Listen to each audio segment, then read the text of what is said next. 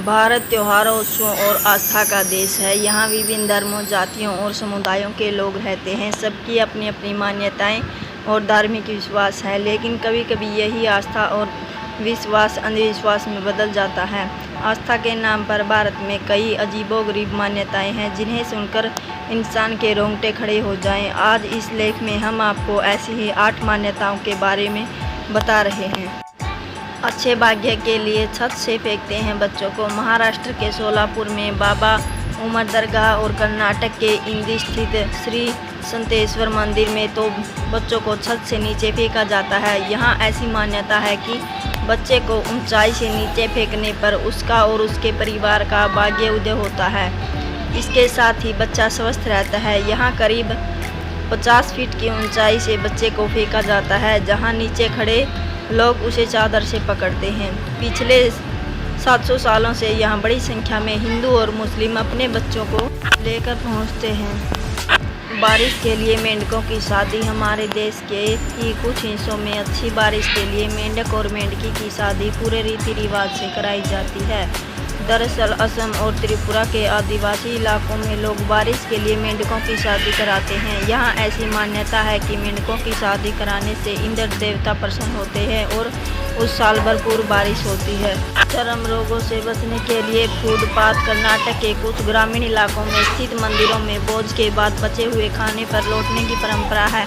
यहाँ ऐसी मान्यता है कि ऐसा करने से चर्म रोग और बुरे कर्मों से मुक्ति मिल जाती है। दरअसल मंदिर के बाहर ब्राह्मणों को केले के पत्ते पर भोजन कराया जाता है। बाद में नीची जाति के लोग इस बचे हुए भोजन पर लौटते हैं। इसके बाद ये लोग कुमारधारा नदी में स्नान करते हैं और इस तरह यह परंपरा पूरी होती है।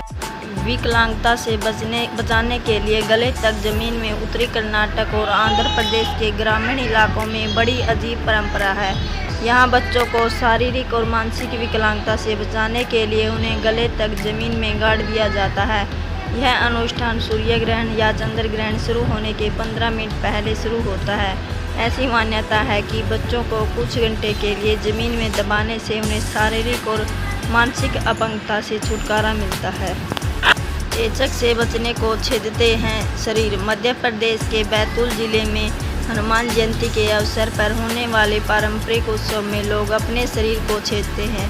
इसके पीछे मान्यता है कि ऐसा करने से वो चेचक के प्रकोप से बच जाते हैं। मार्च के आखिरी या अप्रैल की शुरुआत में आने वाली चैत्र पूर्णिमा के दिन लोग ऐसा करते हैं। शरीर को छेदने के बाद ये लोग खुशी से नाचते गाते हैं।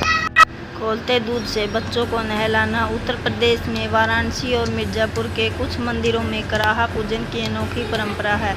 यहाँ नवजात बच्चों को खोलते दूध से नहलाया जाता है और यह काम बच्चे का पिता ही करता है।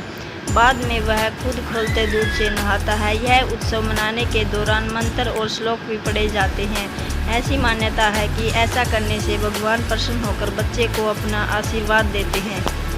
नवरात्रि पर भी कराहा पूजन किया जाता है, जिसमें पुजारी खोलती खीर से नहाते हैं। गायों के पैरों से कुचलना। भारत में मध्य प्रदेश के उज्जैन जिले के कुछ गांव में एक अजीब सी परंपरा का पालन सदियों से किया जा रहा है।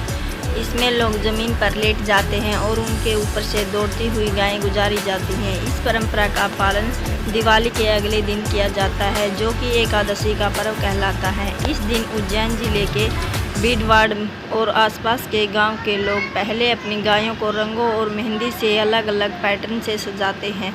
उसके बाद लोग अपने गले में माला डालकर रास्ते में लेट जाते हैं और अंत में दौड़ती हुई गायें उन पर से गुजर जाती हैं। बच्चियों की कुत्तों से शादी। इस परंपरा ना कहकर कुरीति कहा जाए तो ज़्यादा उपयुक्त होगा। इसमें भूतों का साया और अशुभ ग्रहों का प्रभाव हटाने के नाम पर बच्चियों की शादी कुत्तों से करवाई जाती है। हालांकि ये शादी सांकेतिक होती है, पर होती है असली हिंदू तरीके और रीति रिवाज से। लोगों को शादी में आने का निमंत्रण दिया जाता है। पंडित हलवाई सब बुक किए जाते हैं। बाकायदा मंडप तैयार होता है और पूरे मंत्र विधान से शादी संपन्न कराई जाती है। इस शादी में एक असली शादी जितना ही खर्चा बैठता है और उससे भी बड़ी बात कि समाज एवं रिश्तेदार भी इसमें बढ़ चढ़ के हिस्सा लेते हैं। शायद आपको एक बार तो यकीन ही नहीं होगा कि ऐसा भी हो सकता है, लेकिन यह बिल्कुल सत्य है। हमारे देश में झारखंड राज्य के कई इलाकों में परंपरा के नाम पर ऐसी शादियां सदियों से कराई जा रही हैं।